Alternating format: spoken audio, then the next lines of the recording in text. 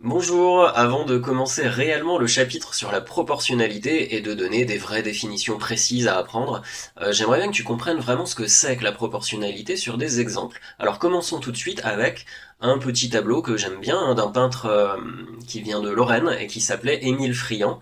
Voilà, ce tableau s'appelle Les Amoureux et date de 1888, hein, donc ça fait un petit moment. Je vais vouloir faire un agrandissement de ce tableau, parce que là peut-être que comme il est tout petit, tu le vois pas très bien. Et je vais essayer la largeur du tableau de la faire x2. Qu'est-ce que tu remarques? Bah tu remarques que les personnages sont un peu déformés, on va dire. Si je fais x3 la largeur du tableau, c'est encore pire, hein. On voit qu'ils sont tout larges. Et évidemment, pour que cet agrandissement du tableau ait un sens, il faudrait bien entendu l'agrandir également dans l'autre sens, dans le sens de la hauteur. Donc je reviens en arrière, et cette fois-ci, si j'ai agrandi x2 la largeur, je vais tout simplement agrandir également x2 la hauteur. Et on voit que les personnages reprennent, disons, une forme normale. On va dire qu'ils ont des proportions qui sont respectées. De la même façon, si je décide de faire x3, il va falloir que je fasse x3 en hauteur et x3 en largeur. Et là, tout est respecté. Les proportions sont respectées, c'est ça qu'on va appeler de la proportionnalité. Alors, tout de suite, je vais parler de quelque chose d'assez important sur lequel je reviendrai dans les vidéos suivantes, c'est les grandeurs. Il va toujours falloir que tu trouves deux choses qui sont proportionnelles en fait. Donc quelles sont ici les deux grandeurs qui sont proportionnelles? Bah, ça va être la largeur du tableau et la hauteur du tableau. Si la largeur et la hauteur ne sont pas proportionnelles, ça n'a pas de sens. Et donc qu'est-ce que ça voudra dire que la largeur et la longueur sont proportionnelles? Ça voudra tout simplement dire que si on multiplie dans un sens, il faudra également multiplier l'autre grandeur. Allez, voyons ça sur des exemples un petit peu plus, on va dire, plus numériques. Donc tu retiens qu'il va falloir utiliser la règle du x2 x2. Si on fait x2 dans un sens, obligé, on fait x2 dans l'autre sens. Et puis en fait, on pourrait faire la règle du x3 x3, ou la règle du divisé par 2 divisé par 2. En tout cas, tu prends n'importe quelle multiplication ou division, si tu le fais pour l'un, tu es obligé de le faire pour l'autre. Sinon, ça marche pas, on dira que c'est pas proportionnel. Allons-y, 1 kg de tomates coûte 3 euros. On va pouvoir se demander si la masse de tomates et le prix des tomates, c'est bien proportionnel ou non. On va faire pareil que pour le tableau. Je fais x2 le nombre de kilos de tomates, donc je vais en acheter 2 kg. Qu'est-ce qui va se passer pour le prix? Est-ce que le prix, effectivement, va être doublé? Bah oui, si tu en achètes deux fois plus, tu vas payer deux fois plus. On dira que ces deux grandeurs, la masse des tomates et le prix des tomates, sont des grandeurs proportionnelles. Exemple 2, on a un enfant ici qui a 10 ans et qui fait 1,50 m. On pourrait se demander, est-ce que sa taille et son âge sont proportionnels? Est-ce que ces deux grandeurs-là sont proportionnelles? Bah, essayons de faire x2. Quand il aura 20 ans, qu'est-ce qui va se passer? Il va faire 3 mètres du coup, si la règle du x2 x2 fonctionne.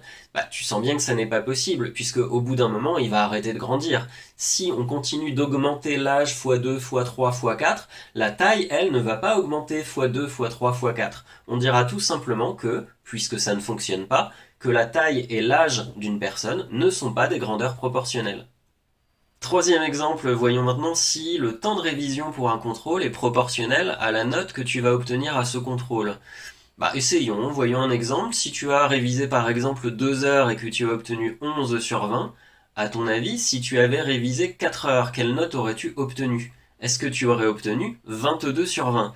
Malheureusement non, hein. Des fois on a beau réviser aussi longtemps qu'on veut, il y a des choses qu'on ne comprend pas. Des fois même on révise pas du tout et on a une bonne note parce que c'était quelque chose qu'on avait bien compris. On ne peut pas dire que le temps de révision et la note obtenue sont liés, si tu veux, par une relation de proportionnalité.